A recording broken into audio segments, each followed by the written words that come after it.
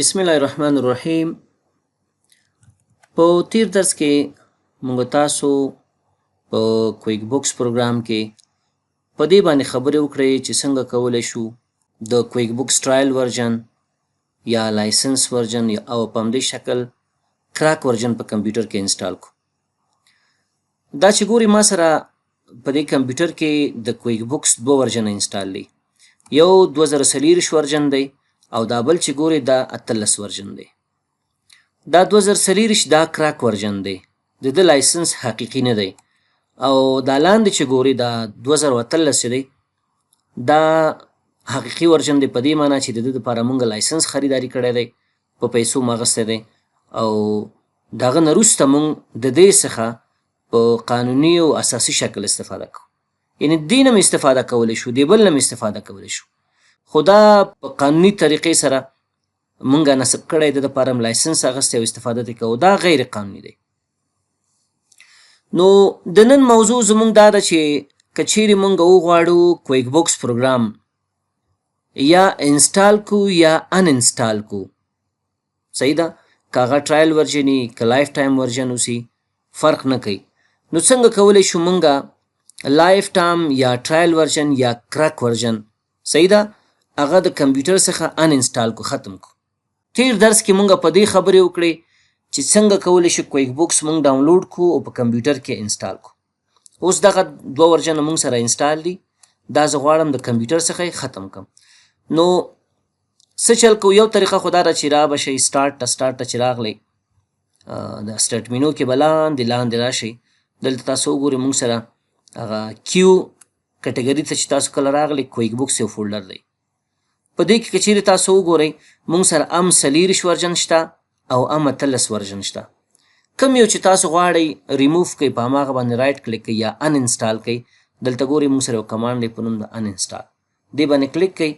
د ان انسټالیشن هغه پروسه څه کېږي، شروع کېږي. بله طریقه یې دا ده وروره چې را به شئ کنټرول پنل ته چې راغلی پروګرام ان فیچرز ته به راشئ. دلته چې راغلی دیز کې تاسو هغه کوم پروګرام چې غواړئ د کمپیوټر څخه ریموف کې ان انسټال کې هغه به پیدا کړي. ما ته کویک بوکس په کار دی، نو زه دلته کویک بوکس پروګرام پیدا کوم. دا زما کویک بوکس پروګرام دی. کوم ورژن دی؟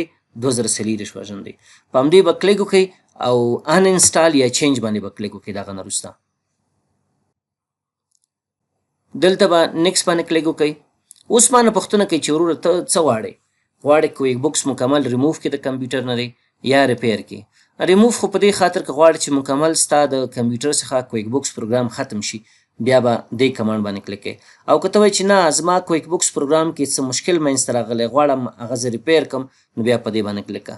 زه نه غواړم دا ریپیر کوم ځکه دا زمونږ چې دی کراک ورژن دی. کراک ورژن که چیرې مونږ ریپیر کړو هغه د کراک سیستم یې ختمیږي، بیرته ټرایل حالت ته وړي او بیا ټرایل ورژن مونږ نشي استعمالولی ځکه په هغه باندې د یو میاشت نه زیات وخت تېر شوی. نو اوس څه کوم؟ زه ورته دا ریموف کوم. په ریموف باندې کلیک کړه، نیکس انتخاب کړه او د هغه نه وروسته ریموف.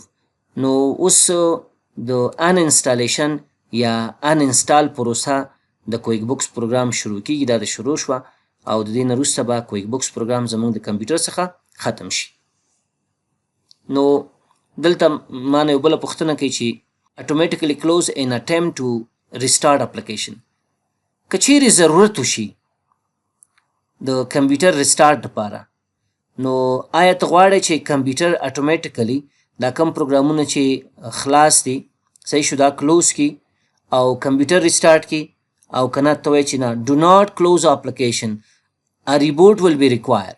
نو که چیرې دا تا انتخاب که په دې معنی چې زما دا کم پروګرامونه چې دلته خلاص کړي دا به نه کلوز کوې، صحیح ده، زه به بیا ریبوټ ریکوایر دی یعنې کمپیوټر ریسټارټ کول ضروري دی، هغه به زه خپله وکړم. زه ورته چې نه مشکل نشته چې کله کویک بوکس پروګرام ان انسټال شو او دې ته ضرورت و چې زما کمپیوټر ریسټارټ شي، تی ریسټارټ کا، مشکل نه لري. اوکې مې کلیک کړو. نو تاسو به څو دقیقې منتظر شئ، کویک بوکس پروګرام به زموږ د کمپیوټر څخه ان انسټال شي.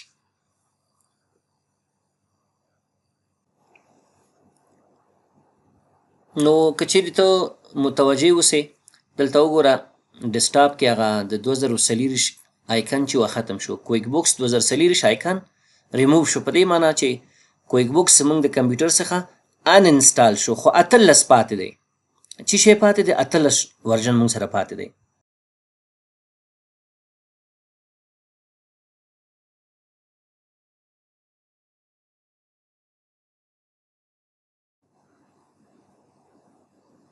نو دا د تاسو وکتل چې کویک بوکس پروګرام د ان انسټالیشن کوم پروسه چې هغه کمپلیټ شوه.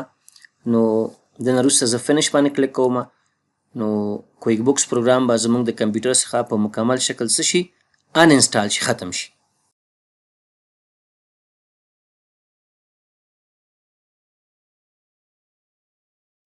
نو دا د تاسو وکتل چې کویک بوکس پروګرام په مکمل طور باندې زموږ د کمپیوټر څخه ان انسټال شو، ختم شو. خو دا ورژن ما سره لا شته دی ځکه دا ما خپله نه دی ان انسټال کړی. یو شي ته بل متوجه اوسه، هغه دا دی چې که چیرې ته داسې یو ورژن د کمپیوټر نه ریموف کوې چې د هغه لایسنس حقیقي اوسي، تا په پیسو اخیستی، د ریموف کولو نه مخکې ته د هغه لایسنس ځان سره کاپي که. که چیرې تا سره د هغه کومه کاپي پاتې نه اوسي د لایسنس، د پروډکټ نمبر او د لایسنس نمبر، دا شیان ځان سره وساته. دا اوس څنګه ته پیدا کولی شي؟ مثلا زه د هغه 18 ورژن د کویک بوکس دا خلاصوم.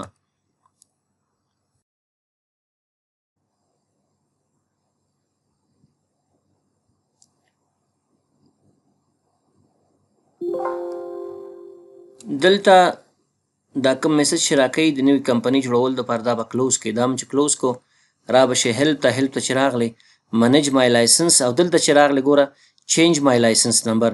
په دې کې تا ته ستا د لایسنس نمبر په باره کې معلومات راکوي، زوړ لایسنس نمبر. بیا ته هغه کولی شي چینج هم کړي، او دې ځینې هم کولی شي ګوره اباوټ انډیډ کویک بوکس انټرپرایز سلوشن 18 چې په دې باندې کلیک کې هم تا ته د لایسنس نمبر په باره کې، پروډکټ نمبر په باره کې معلومات راکوي. خو زه په دې کلیک ولې نه کوم؟ ځکه کلیک نه کوم چې دا زموږ هغه حقیقي لایسنس دی چې موږ په ډالرو اخیستی دی.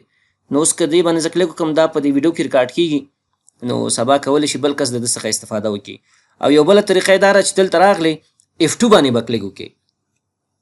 په څه باندې؟ په F2 باندې. F2 څه چل کوي؟ موږ ته یو ګوره F1 دی، ښه F1 درته نښیم F2 هیلپ راوړي.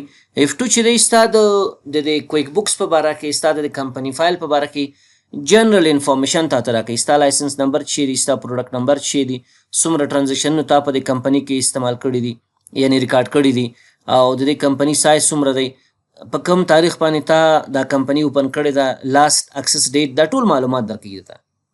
نو تا وکتو چې په څه شکل باندې موږ کولی شو کویک بوکس پروګرام څه کو؟ ان انسټال کو. که چیرې زه دا لایسنس ورژن ان انسټالوم نو ما سره باید دغه لایسنس نمبر، پروډکټ نمبر او ویلیډیشن کوډ یا اکټیویشن کوډ دا باید ما سره اوسي.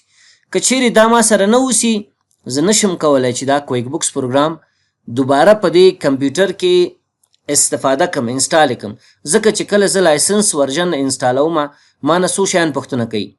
ما نه پروډکټ نمبر پوښتنه کوي، لایسنس نمبر پوښتنه کوي، او په آخر کې د کویک بوکس د فعالولو یا اکټیویټ کولو دپاره ما نه ویلیډیشن کوډ یا اکټیویشن کوډ پوښتنه کوي.